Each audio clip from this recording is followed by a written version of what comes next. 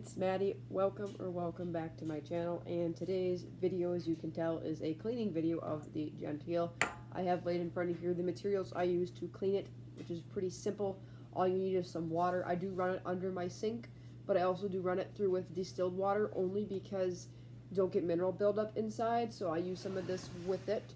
They recommend that you do use a toothbrush, which basically allows you to clean where the O-ring was and clean any of the finer stuff, like right where the nozzle head meets and where the spring goes inside. So I just have it in a stickered up form, but this is a toothbrush that I specifically only use to clean Genteel. And the final thing I have here is some sort of coconut oil. You can also use baby oil. I wouldn't recommend like olive oil because that's more food-based. Like coconut oil is food-based too, but coconut oil can also be used for non-food things.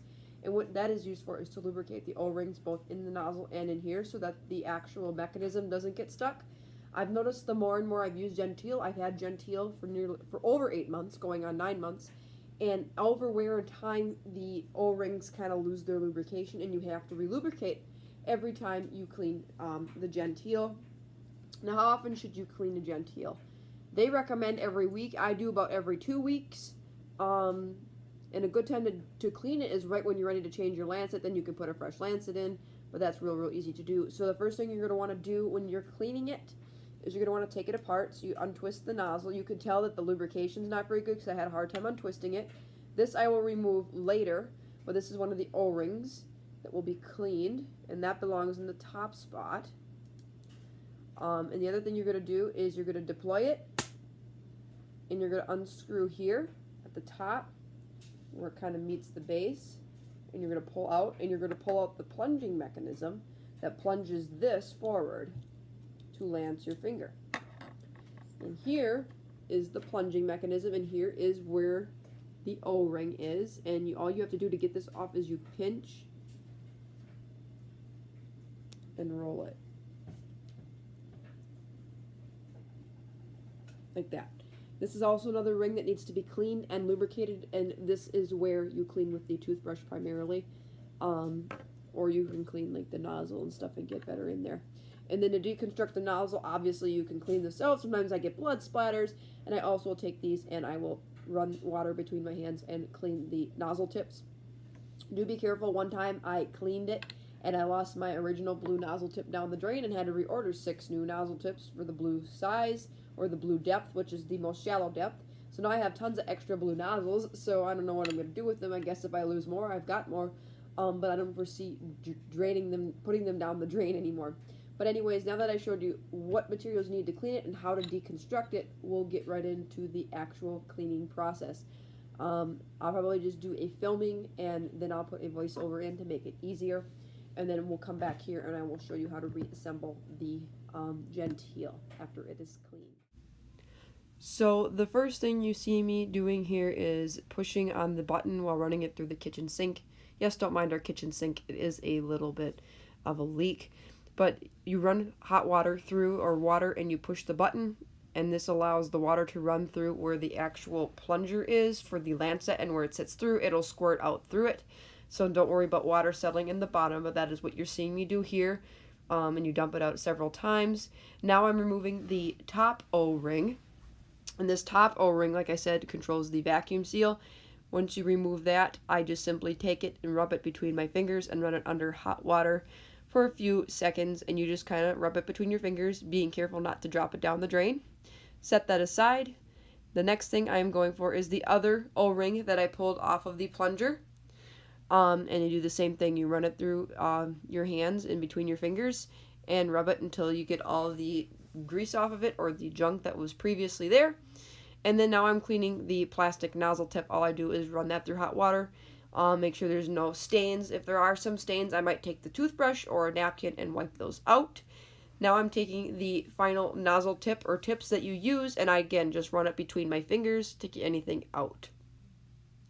And then the final thing you see me doing here is cleaning the plunger by taking the toothbrush from its holder. And by using the toothbrush, all I need to do is run it under water and gently scrub where the O-ring sits to get any potential dirt and or grease and or bacteria away from there, so that it is clean and that the plunger can plunge properly. Again, you want to do this very, very gently, and if you don't do it gently, you could possibly damage things. So just be careful when you're cleaning in that area. Just turn the plunger around several times with the toothbrush and get it from all different angles. And that is all there is to it. And then when you see here is when you are finished, I did it through a distilled cycle rinse. I just have them on paper toweling to dry. Make sure they're fully dry before you assemble. So I'm going to show you guys how you put this back together now that you've seen how it's clean. Wait for it to dry or dry it with a paper towel. It is pretty dry here. I'm not feeling any moisture in this plunger nor here. So to put it back together, the first thing you're going to want to do is, like I said, you're going to need to lubricate these O-rings, especially if you've used Genteel for a long time. So I just take a little bit of coconut oil on my finger and I lubricate the ring. Just going around it and kind of fiddling it between your fingers. And then once it's all moisturized, you put this ring back in the first top, because if you put it in the second level, it won't give the vacuum seal. It'll still lance your finger, but it won't vacuum seal, if that makes sense. I actually tried it and see what happened, and that's what this is for, to allow for that vacuum seal. So then you have a little extra, you can just dry it off on your hands, like it's going to make a difference, because I'm going to put lubrication on this ring. So this big O-ring goes here. So all I do is, again, take a little bit of coconut oil. You can use baby oil, but I don't recommend olive oil, but I've been using coconut oil and it's been fine. So all then I do is re-put this back on here, and then I just take it and I clean up the part where the ring doesn't sit with a little damp paper toweling. Okay, now that major part is done, all you have to do is reassemble three things. The first thing is to put this back in here. All you do is slide it in, and you should hear a click, or you should feel it click in, and then you should be able to put this plunger down. Sometimes it takes a minute to get the actual like oil lubrication to come in, like that. And then I'll clean this off because it does feel a little greasy to me because of the oil.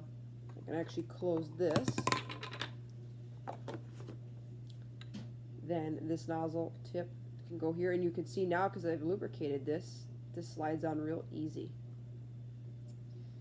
And this goes on top, making sure that this, where the kind of is an indented part, goes on first, so it should just kind of slip on.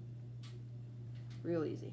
Like that. Now the whole Genteel is done and clean and ready to go. Now all I have to do is test and make sure this deploys.